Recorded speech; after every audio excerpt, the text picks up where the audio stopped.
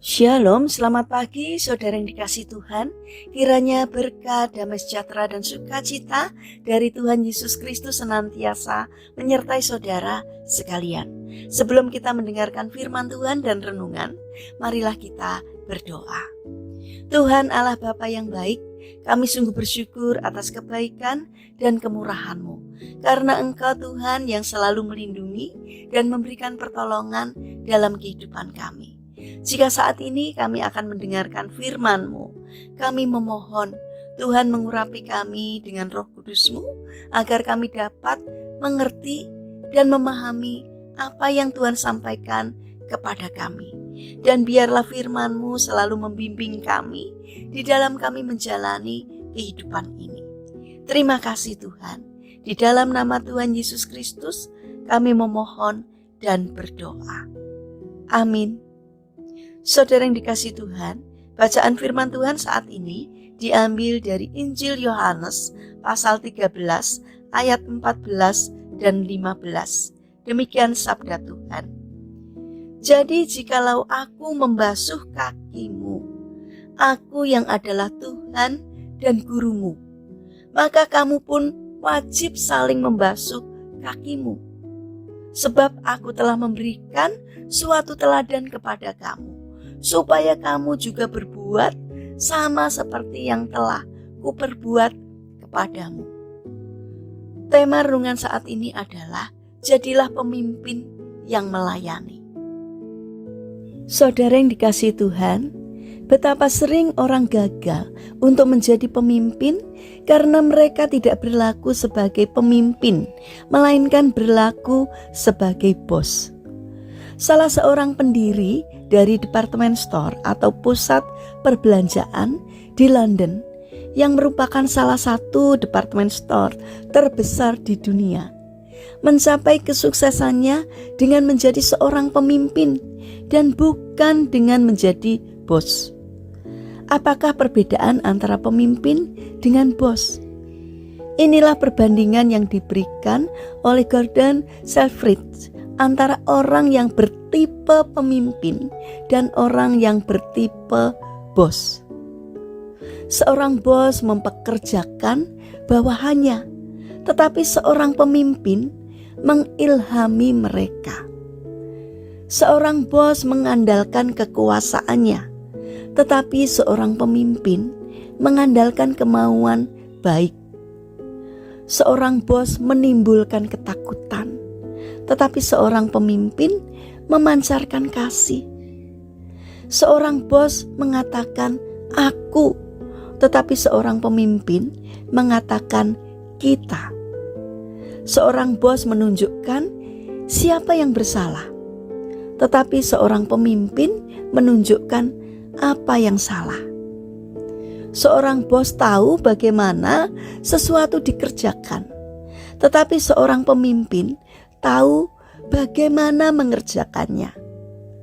Seorang bos menuntut rasa hormat, tetapi seorang pemimpin membangkitkan rasa hormat.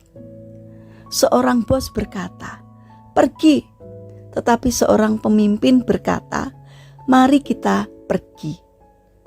Maka jadilah seorang pemimpin dan bukan seorang bos. Saudara yang terkasih, ketika Yesus membasuh kaki murid-muridnya, ia bertanya, "Mengertikah kamu apa yang telah kuperbuat kepadamu?" Yesus adalah guru dan Tuhan kita. Kata guru dan Tuhan menunjukkan bahwa Yesus ada pada level yang lebih tinggi daripada murid-muridnya, tetapi ia mau membasuh kaki murid-muridnya. Teladan yang diberikan Yesus, sang pemimpin itu, pastilah sangat membekas di hati murid-muridnya, karena ia tidak hanya mengajari atau memerintah mereka dengan kata-kata, tetapi ia memberikan contoh terlebih dahulu bagaimana seharusnya melakukannya.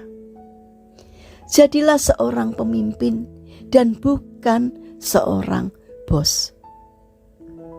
Saudara yang dikasihi Tuhan, marilah Kita belajar dari Yesus yang tidak gila hormat dan pujian, melainkan dengan rendah hati mau melayani. Mari kita bangun karakter rendah hati, agar ketika menjadi pemimpin, dapat menjadi pemimpin yang rendah hati, bukan bosi. Mari kita berdoa. Tuhan Yesus yang baik, ampunilah kami yang mungkin sering atau pernah bersikap seperti bos dan bukan sebagai pemimpin yang rendah hati, melainkan bersikap bos yang suka dihormati dan dipuji. Ampunilah akan kesombongan kami. Ajarkan kami untuk tetap rendah hati. Mampukanlah kami untuk memiliki karakter rendah hati seperti-Mu. Terima kasih ya Tuhan. Saat ini kami berdoa untuk mereka yang mengalami permasalahan atau kesulitan hidup. Kiranya Engkau beri semangat agar mereka tidak menyerah, agar mereka bangkit berjuang untuk mengatasinya. Karena kami percaya bahwa Tuhan akan hadir dan memberikan pertolongan. Kami berdoa bagi mereka yang sakit, kiranya Tuhan memberkati setiap upaya yang dilakukan. Kiranya Tuhan juga berkenan untuk menjamah dan menyembuhkannya. Bapa yang penuh kasih, saat ini kami ingin menyerahkan untuk setiap rencana dan aktivitas kami hari ini kepadamu. Berikanlah ketekunan dan semangat kepada kami dalam menjalani aktivitas kami sepanjang hari ini. Kami memohon kiranya Tuhan yang menolong dan memberkati kami. Terima kasih Tuhan, kami percaya bahwa Tuhan akan senantiasa menyertai kami. Di dalam nama Tuhan Yesus Kristus, kami berdoa dan bersyukur. Amin. Puji Tuhan, saudara yang terkasih, kiranya firman Tuhan dan renungan hari ini dapat menjadi berkat bagi kita semua. Haleluya.